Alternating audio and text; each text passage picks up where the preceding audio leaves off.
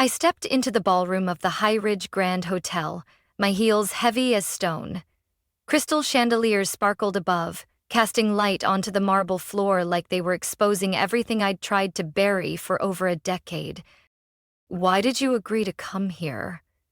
Nathan's low voice brushed against my ear, his hand resting gently on the small of my back. A touch that had saved me more times than I could count. "Because I need to see it with my own eyes," I murmured, scanning the elegant room slowly filling with guests. Beside me, Dylan's beside my shoulder. My 8-year-old son in a tailored vest was fussing with his tie. "Mom, this thing is choking me," he grumbled. I knelt, loosening the knot and whispering, "Just hang in there a little longer, okay? You'll get pool time after, like we promised, remember?" He nodded, lips still pouting. I smiled, rose to my feet, and turned back to the overwhelming air circling the room. Not because of the extravagance, but because of the memories that never quite left me. I hadn't realized it was my sister's wedding. The invitation listed the groom as Jason M. Hill, with no mention of the Sanders name. I assumed Madison, my little sister whom I once rocked to sleep, had taken her husband's surname. I didn't give it much thought, but when the curtain pulled back and the bride stepped out in ivory, champagne glass in hand, I froze. The moment our eyes met, the room seemed to lose all sound. She stiffened. I couldn't tell if it was fear, shock, or disbelief. Her glass trembled. Guests followed her gaze and then turned toward me. A quiet ripple of murmurs began, curiosity bubbling. Behind her, my mother, Helen, went pale. Her cheeks flushed red, then darkened. Her hands gripped her clutch tightly. My father, Charles, stepped forward protectively in front of Madison, just like he always had whenever I crossed a line growing up. And here we were, again. "What are you doing here?" my mother hissed, loud enough for nearby guests to glance over. I barely inhaled when Nathan stepped forward, voice calm but resolute. "My wife is a guest. She's the CEO of Aurea Tech. We were invited personally by the groom." I heard the whispers ripple from behind. "CEO? Aurea Tech?" A woman in a deep red dress nudged the man beside her. "That's Eva Sanders. Aurea Tech leads the post-op monitoring tech. We're installing it next month." I stood still. My mind echoed the memory of a slammed door 11 years ago. The last words from my father. "If you won't work for the family clinic, then don't bother coming back." And I didn't. Not until today. Jason, the groom, walked over, visibly confused. He looked at Madison, then at me. "Wait, are you really Eva Sanders? The Eva from Aurea Tech?" I met his eyes, steady and unshaken. Madison forced a stiff smile. "We've been trying to partner with Aurea Tech for months," Jason said, eyes still fixed on me. "Your system is transforming our entire post-surgical workflow." I gave a faint smile. Madison clutched her glass tightly. She said nothing. Maybe couldn't. The lies she built were starting to tremble. But I didn't need to expose them. My presence, and the career they once mocked, spoke for itself.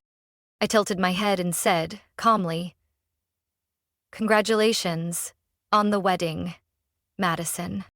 The words fell light as air, but cold enough to sting. I still remember that night, my last standing inside my parents' house. Rain poured. I stood at the doorstep, sneakers soaked, a small suitcase at my feet, water dripping from my hair and burning my skin like fire. My mother, in silk and judgment, wouldn't even look at me when she said, "If you think you're better than this family, go prove it." My father added only one thing.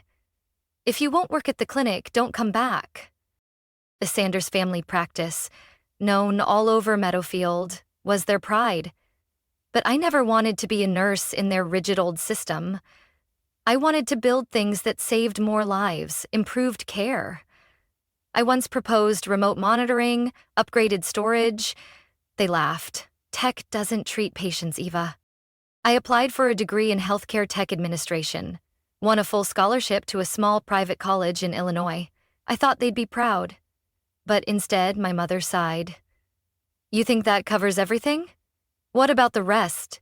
That money's for Madison's Stanford tuition next year. I was stunned.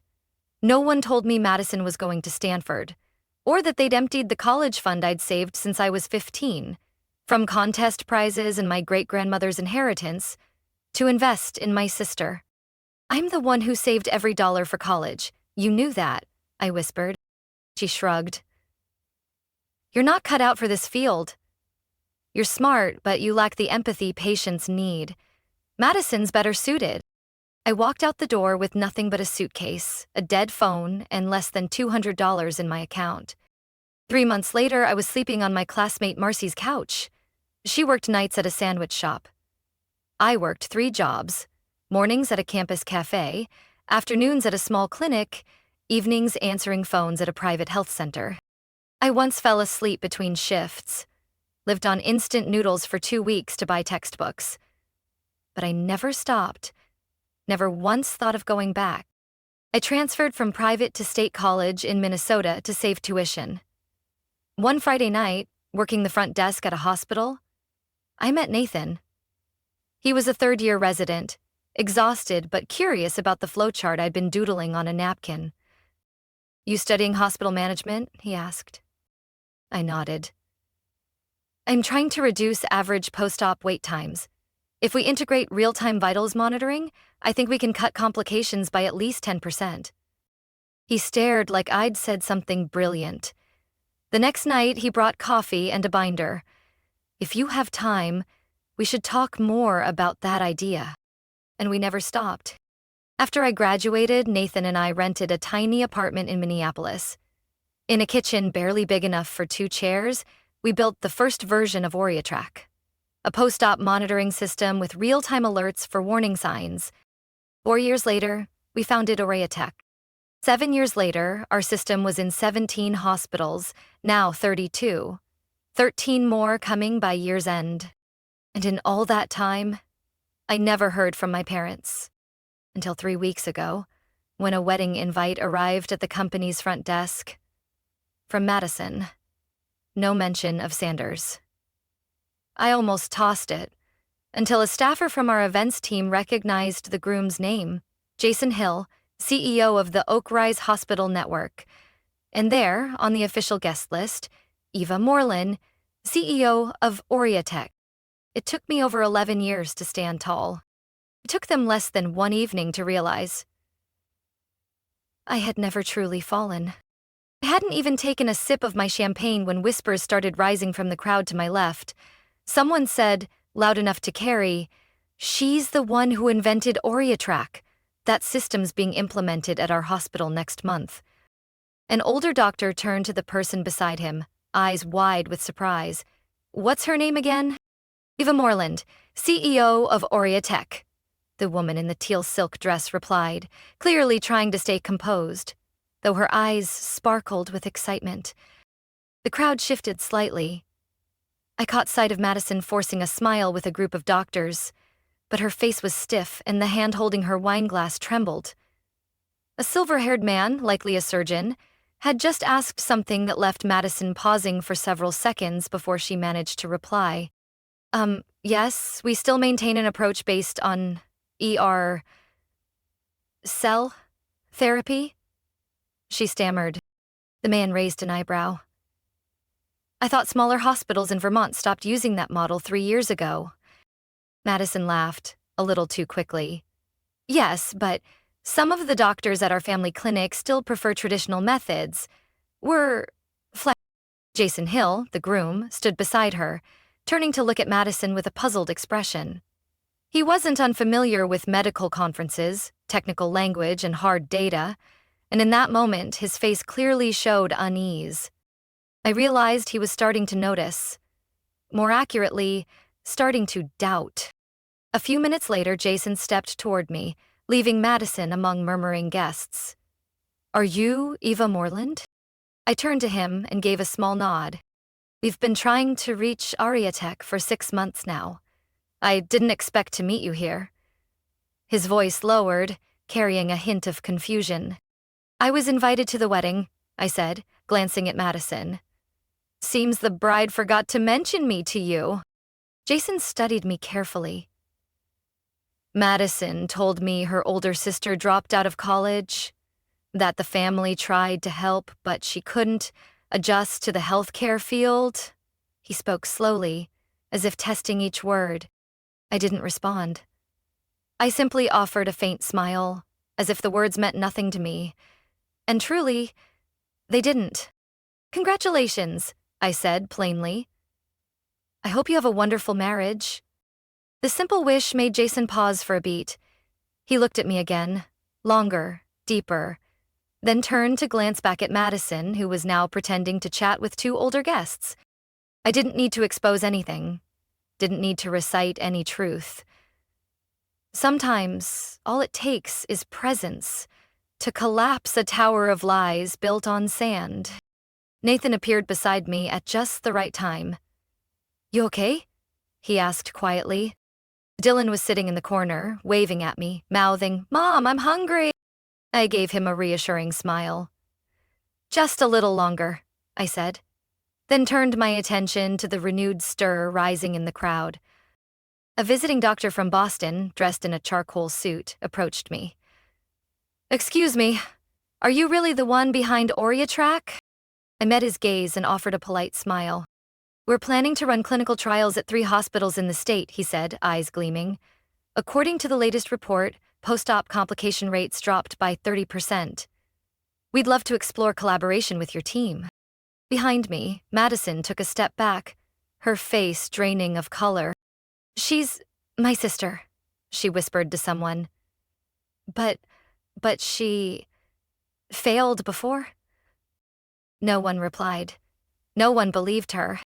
Because the truth was speaking loud and clear. Jason suddenly turned around. Madison, didn't you say you used to work at Oriatek? Madison froze. I mean, I helped with some early research a few years ago.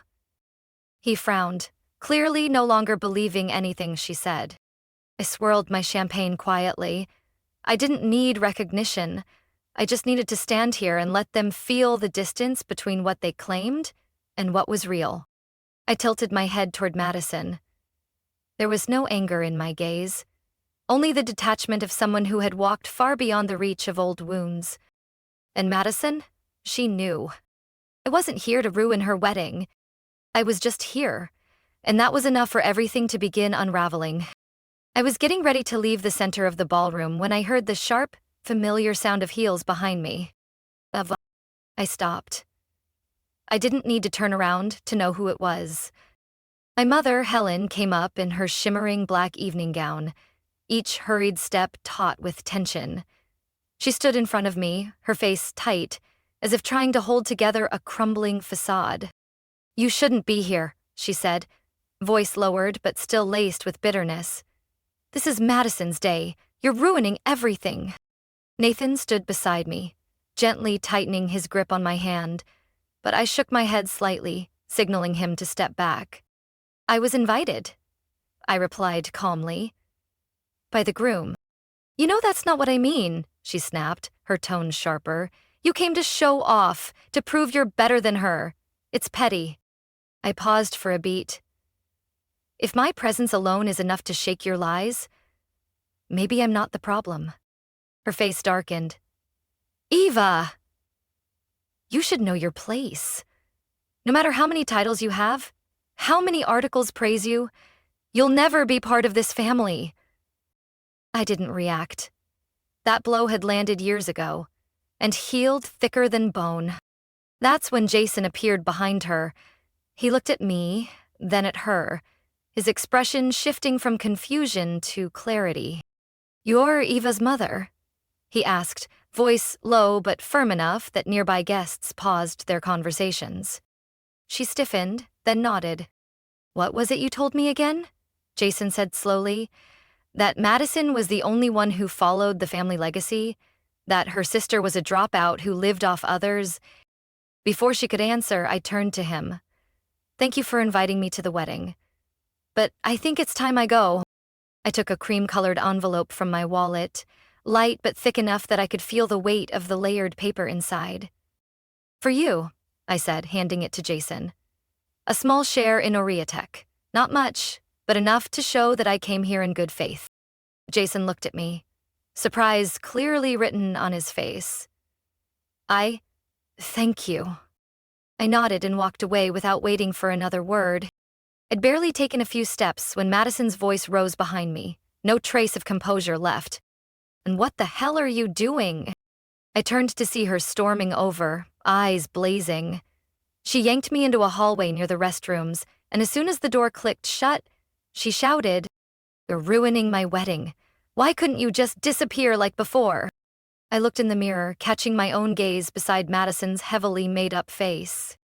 Ruining it? I asked slowly. I haven't done anything. You know he's starting to doubt. What did you say to him? I turned to face her. I didn't have to say a thing. You already did enough. Madison trembled. Her hands balled into fists as if she wanted to throw something, but there was nothing to grab. You don't even know how much he means to me. I fought so hard to get here, to stop being compared to you. I gave a soft laugh, no mockery, just quiet truth. You had everything, Madison. Parents, money, opportunity. You didn't need to compete with anyone. Unless you knew it wasn't real. A silence thickened in the room. I stepped forward, hand on the doorknob. I didn't come for revenge. I came to close something that never got resolved. You got your wedding, Madison. Now carry on. I didn't look back as I walked out of the hallway. Nathan was waiting near the exit, holding Dylan, who was yawning. He looked at me without asking anything, offering only a look of understanding. Full time? I asked Dylan with a smile. Yeah. He cheered, swinging his little arms in his dad's grasp. We walked out of the ballroom slowly, unhurried. The whispers were still there, but they no longer touched me. I had walked away from them once, through freezing rain, alone. But this time I left with dry hair, an unwrinkled dress, my husband by my side, and my son holding my hand. Exactly 1 month after Madison's wedding, the visitor chime rang in the quiet of a midday office. I looked up from a draft partnership contract with the Seattle West Hospital System. The frosted glass of my office door blurred as my assistant knocked gently and stepped in. There's a man named Jason Hill, Meredith whispered. No appointment, says he just needs a few minutes. I stayed still for a beat, letting the name repeat in my head. Jason Hill, the groom, and now? Let him in, I said, closing my laptop softly. Jason walked in, looking at least 5 years older than he did on his wedding day. His shirt was wrinkled, tie loose, with dark circles under his eyes that no amount of rest could hide. Thank you for seeing me, he said, sitting down across from me without waiting for an invite. I said nothing. The business world had taught me that silence was often the fastest way to make someone speak. Madison never went to Stanford, Jason began. She forged her degree, altered documents, and she never managed any clinic. I kept my expression neutral. She was a receptionist at Sanders Clinic, run by her parents, and I stupidly believed she was the mastermind behind their system. Jason gave a dry laugh. Even bragged to the board that I'd married one of the top young specialists in New England. A slight incline of my head was enough. Not sympathy, just acknowledgement. You checked? I hired a lawyer, Jason replied. A week after the wedding, I started verifying every detail she'd told me. Transcripts, employee codes, Stanford's internal email system, none of it matched. She was never enrolled. And those lectures she claimed to have given? All taken from your files? I tilted my head slightly. So, you came here to apologize, Jason said plainly. And to inform you, Sanders Clinic is now under federal investigation. I raised an eyebrow. Insurance fraud. They used outdated CPT codes, billed phantom services, even charged Medicare for procedures never performed. It's been nearly 15 years. Jason pulled out a thin folder. Your name appears in the system during the first 3 months. Then it disappears. I wasn't surprised. Just a familiar ache, like an old scar catching wind. They used my login back then to file claims, I said softly. I was entering data as a receptionist, no authority to approve any billing. Jason nodded. And then you were cut off from the system entirely. I met his gaze. Do you want me to testify? Jason shook his head. Honest? No. I think you were right not to go back.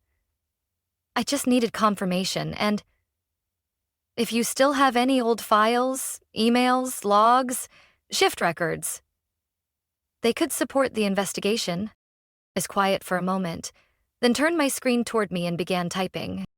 Within 15 seconds, I had uploaded a folder from my backup drive, PDF files dating back 11 years, shift schedules, shift handover records, and a string of overlooked emails, including one where I suggested we stop duplicating billing codes for patients with chronic conditions.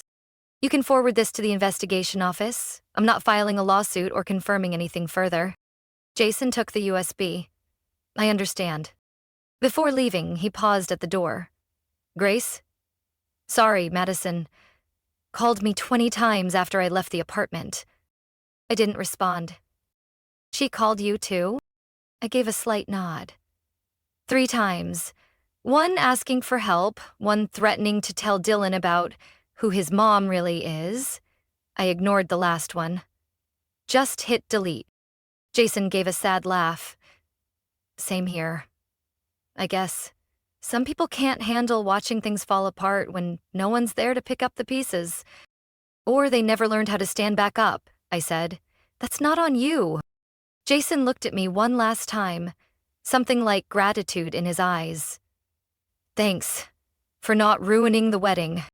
It didn't need to, I said, eyes still on the screen. The truth always wrecks anything built on lies. I didn't have to do a thing. After he left, I stood and walked over to the window. The traffic below crept along under the soft gold of afternoon light. My phone chimed. A new message from Nathan. Picked up Dylan. Zoo day. Want to come? I smiled and typed back. Give me 20 minutes. Just finishing up some printing. When I returned to my desk, my computer pinged with a new email. From the Federal Bureau of Investigation. Attached was a witness request asking me to testify in the Sanders Clinic case. I didn't reply right away, just saved it. Sometimes, silence alone is enough to make the ones who cast you out tremble when the wind shifts. That Friday afternoon, as I was reviewing the Q2 financial reports in my office, Meredith walked in with an envelope in hand. Special delivery, no sender listed, but I think you should read it. I looked up. A cream envelope, handwriting slanted and oddly familiar. I knew it before I even turned it over. Madison. I didn't open it right away, set it beside my laptop and went back to work like nothing had happened. But my eyes kept drifting back to it. Every few minutes. 17 minutes later, I set my pen down and opened the envelope. A single page, handwritten, not long. Blue ink, slightly smudged in places, maybe from trembling hands or tears. The clinic officially shut down last week. Not because of you, because of them. 15 years of layered mistakes, and no one's willing to cover anymore. Jason moved out of the condo Monday. He didn't say much. Just left his ring and 2 sentences. I need truth and I need self-respect. You don't need to reply. You can rip this up, burn it, laugh at what I've written. But I still needed to say this. However late it may be. Since we were kids, Mom and Dad always said you were dangerous. Not in a bad way, but because your mind and honesty scared them. They couldn't control you. Every time you earned a scholarship, Mom would tell me, you'd better try harder, or you'll always live in Eva's shadow. I heard it so many times I started to believe that if I didn't push you away, I'd always be second. When you left home, I didn't call. Not out of hate, but because I was afraid that if you came back, You'd prove they were wrong. And then I'd have no excuse left for being the last hope. I know I've lived off what wasn't mine. Reputation, money, pity. But now that it's all shattered, I finally see silence isn't a way to live a real life. I'm not asking for money. I'm not begging for forgiveness. I just want you to know you weren't wrong. And I, finally, am brave enough to admit that. Madison. I read it again, slower. Every sentence stirred up old dust from a door I thought I'd locked tight. I tucked the letter into a drawer, unfolded. Nothing in it made me forgive her, but nothing in it made me angry either. That night, while sitting in the backyard with Dylan, he was carefully installing batteries into his new train model. I said a name out loud. Do you remember Aunt Madison? Dylan looked up and nodded. She wore a white dress at that party with the chocolate cake. I smiled. That's right. Did she do something bad? I paused. Not exactly. Sometimes people just choose the wrong path. What matters is whether they can find their way back. Dylan nodded like he understood, then went back to fixing the wheels. When Nathan stepped outside with 3 cups of hot cocoa, I told him about the letter. He didn't ask what I planned to do, just rested his hand lightly on my shoulder the way he always does, and let me decide. The next morning, I opened my laptop. I created a new PDF titled, Application for Medical Coding Internship, Aurea Tech. That weekend, a printed copy was sent to Madison's old address, along with a short note from me. I'm not making any promises, but if you truly want to start over, not with a last name, not with connections, but with knowledge and effort, this is a chance. Eva? I expected nothing. I wasn't hoping for a response either. Sometimes, forgiveness doesn't come from acceptance. It comes from no longer carrying the wound. 2 months later, I received confirmation from HR. Madison Hill's application for the medical coding internship at Aurea Tech was accepted. Under one condition, a 3-month unpaid trial. No special treatment. No surname attached. No past influencing the decision. Just an application and a few handwritten lines expressing a genuine desire to start over. I didn't sign the acceptance letter. 3 weeks later, I attended the Midwest Health Tech Conference, the first since the pandemic to be held in Indianapolis. Aurea Tech had its own booth, bright, clean, showcasing our AI-powered patient recovery tracking system. On the left side was an open training zone where visitors could sign up for free sessions on medical data management and insurance coding. I was mid-conversation with a St. Paul hospital rep when my eyes caught a familiar figure. Light blue lab coat, hair neatly tied back, arms full of folders and a laptop. Madison. No silk dress, no foundation, no one by her side. Just a woman quietly focused on CMS's new standards for post-op care coding. I didn't approach her.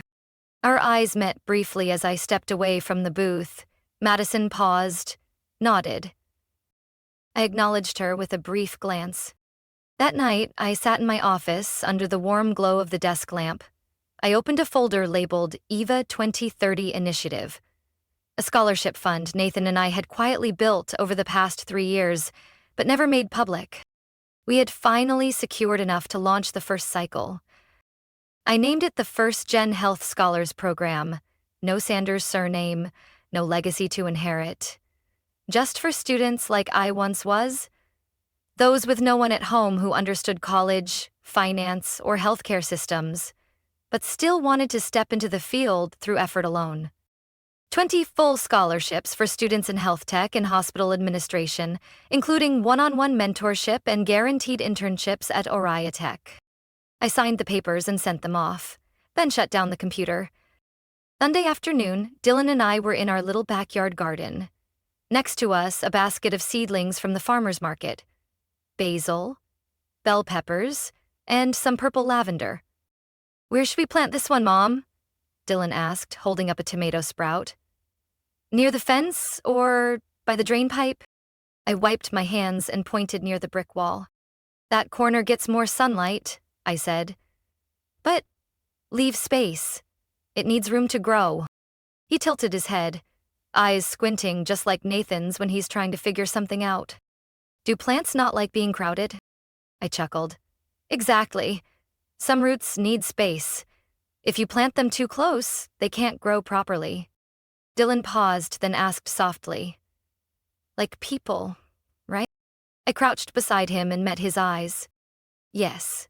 Some people are born with strong roots. Others have to find the right soil to start again. He placed the sprout in the hole and carefully packed the soil around it. I like planting, he said. Feels like we're doing something kind. I looked up and saw Nathan stepping out with a tray of lemonade. He smiled at the sight of us, both covered in dirt and utterly content. I took the glass from him, eyes lingering on the slightly open wooden gate, the one that led away from the past and into a quietly blooming future. Some confrontations don't need drama. Some apologies don't require forgiveness. And some endings, the most beautiful ones, are when you choose not to walk the same road again, but still smile if you happen to pass by someone who once pushed you off it. I looked up, toward the new shoots leaning into the sunlight. Eva's story reminds us that true success isn't defined by other people's recognition, but by our courage to stand up and choose a different path, especially after being cast aside. In a world where family pressure and borrowed prestige often cloud achievement, Eva proves that truth, resilience, and dignity always endure. Forgiveness isn't always necessary. Sometimes, walking free of the past is the real victory. What do you think about Eva's journey?